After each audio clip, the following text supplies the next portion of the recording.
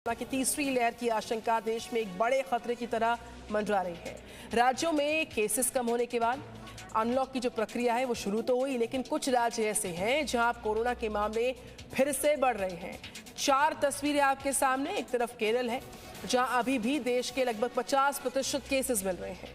हाल ही में केरल से लौटी 6 सदस्यीय केंद्रीय टीम ने चेतावनी दी कि वहां कोरोना के मामले 1 से 20 अगस्त के बीच तेजी से बढ़ सकते हैं। दूसरी तरफ महाराष्ट्र की बात करें, महाराष्ट्र में फिर से कोरोना का जो भय है, जो डर है, जो खौफ है, वो सता रहा। महाराष्ट्र की टास्क फोर्स कमेटी ने आशंका जताई कि कोरोना की तीसरी लहर अगले महीने आ सकती है। पंजाब के लुधियाना में 2 स्कूल में 20 बच्चों के संक्रमित होने की जानकारी सामने आई है। तो ये 4 बड़ी तस्वीरें आपके सामने हैं। सावधान रहना अभी भी जरूरी, सुरक्षित रहने के लिए।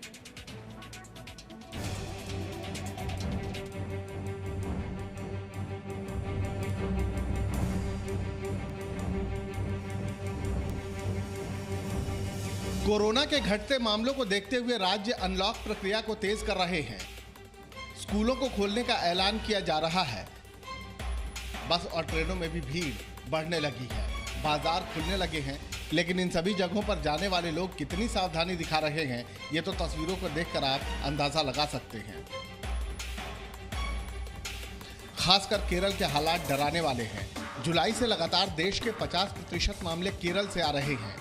पिछले 24 घंटे में देश में 28,000 से ज्यादा मामले सामने आए, जिसमें 13,000 से ज्यादा मामले केरल से थे।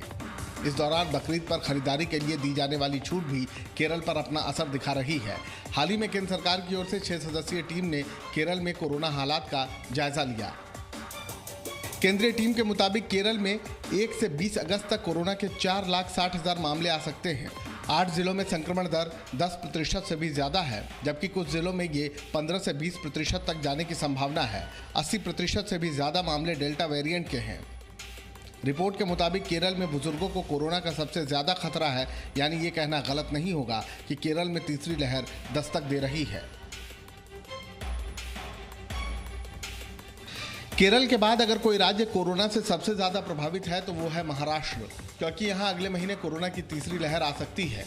यह आशंका महाराष्ट्र की टास्क फोर्स कमेटी ने जताई है। टास्क फोर्स का मानना है कि नियमों में ढिलाई देना धीरे धीरे महाराष्ट्र के लिए खतरा बन रहा है। सितंबर का जो दूसरा हफ्ता है, हालांकि आप देखेंगे कि तभी गणपति बापा भी रहेंगे, फेस्टिविटीज रहेंगे, तो तब से लेके शायद अक्टूबर के 10-12 तारीख तक आशंका है। महाराष्ट्र में एक के बाद एक सभी सार्वजनिक स्थलों को खोलने की इजाजत दी जा रही है, जिसमें शॉपिंग मॉल और धार्मिक स्थलों जैसी जगहों पर भी लोगों की भारी भीड़ इकट्ठा होने लगी है। और अब तो सरकार ने वैक्सीन की दोनों डोज ले चुके लोगों के लिए लोकल ट्रेनों में सफर करने की भी छूट दे दी है। कोरोना को लेकर जो नया खतरा मंडरा रहा है वो है कोरोना के डेल्टा प्लस वेरिएंट का। महाराष्ट्र में डेल्टा प्लस के मरीजों की संख्या 45 हो गई है। ऐसे में तीसरी लहर का खतरा और भी गंभीर हो सकता है। कोरोना के मामले कम होते देख राज्यों ने स्कूलों को खोलने की इजाजत दे दी थी, लेकिन पंजाब के लुधियाना में 2 स्कूलों में 20 बच्चे कोरोना संक्रमित पाए गए हैं। अब राज्यों को अपने इस फैसले पर भी विचार करने के लिए मजबूर होना पड़ सकता है, क्योंकि दिल्ली के बाद जल्द ही महाराष्ट्र में भी स्कूलों को खोलने पर विचार किया जा रहा है। लेकिन कोरोना के हालात को देखते हुए ये फैसला कहीं भारी न पड़ जाए। कोरोना की तीसरी लहर पर लगातार सावधान रहने की बात कही जा रही है। हेल्थ एक्सपर्ट्स का कहना है कि अगर तीसरी लहर को लेकर लापरवाही दिखाई गई तो हालात दूसरी लहर से भी ज्यादा खतरनाक हो सकते हैं। ऐसे में राज्यों का ये अनलॉक फार्मूला तीसरी लहर के लिए न्योता न साबित हो जाए। ब्यूरो रिपोर्ट, जी मीडिया।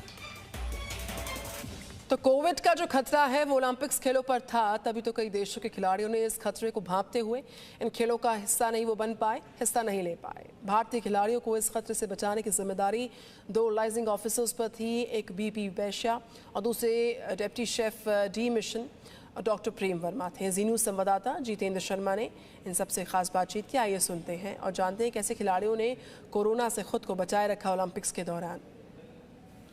टोक्यो ओलंपिक में इस बार खिलाड़ियों ने इतिहास रच दिया है, क्योंकि नीरज चोपड़ा पहली बार एथलेटिक्स के अंदर गोल्ड जीत करके लेकर के आए हैं, जो कि इससे पहले अभी तक कभी नहीं हुआ था।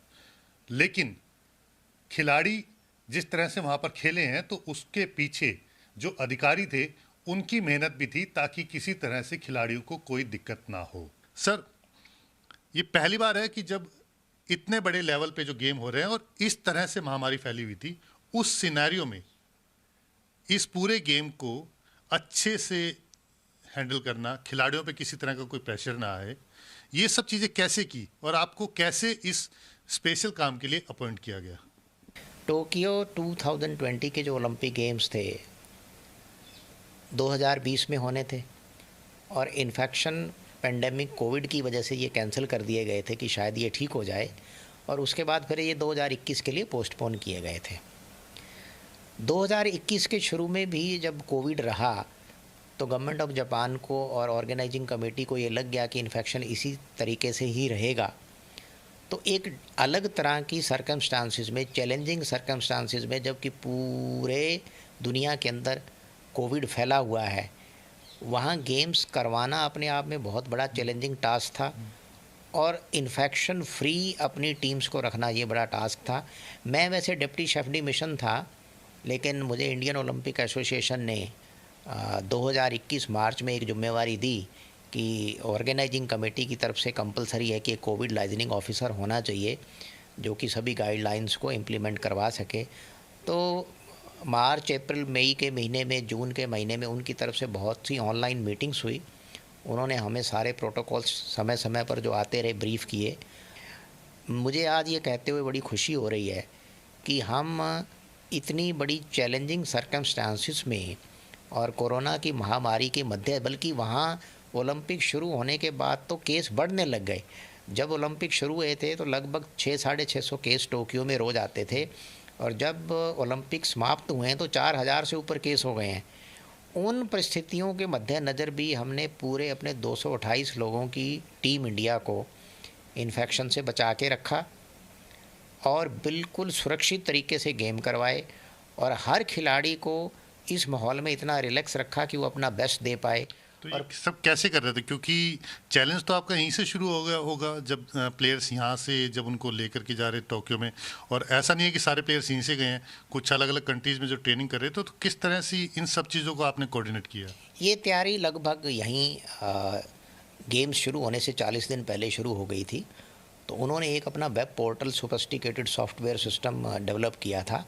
उसके अंदर उनकी तरफ से जो ज़रूरी था, हमने हर एक प्लेयर की उनके नियमों के अनुसार एक्टिविटी प्लान को अपलोड किया कि किस प्लेयर और कौन सा खिलाड़ी या कौन सा ऑफिशियल कहाँ जा सकता है।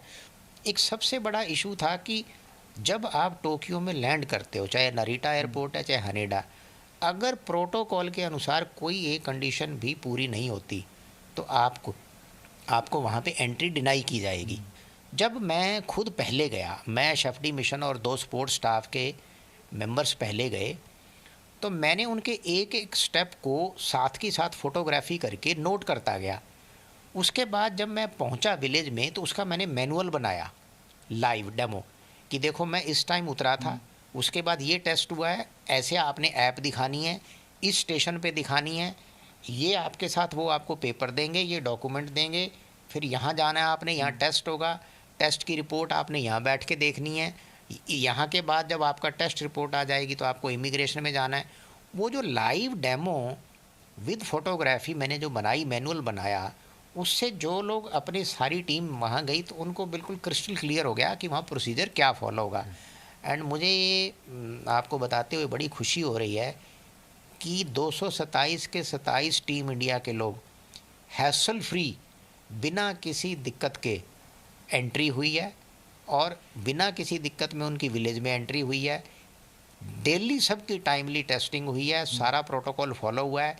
एक भी व्यक्ति को इन्फेक्शन तो दूर की बात है, किसी को हमने कॉमन कोल्ड तक भी नहीं हुआ।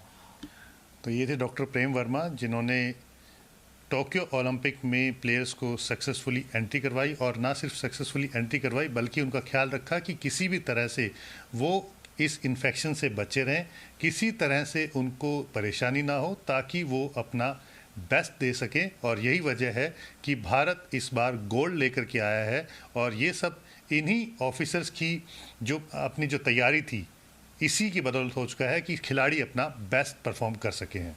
Jitendra Sharma, Zee Media, Delhi. Presenting B News app, available on Google Play and App Store. Download it now.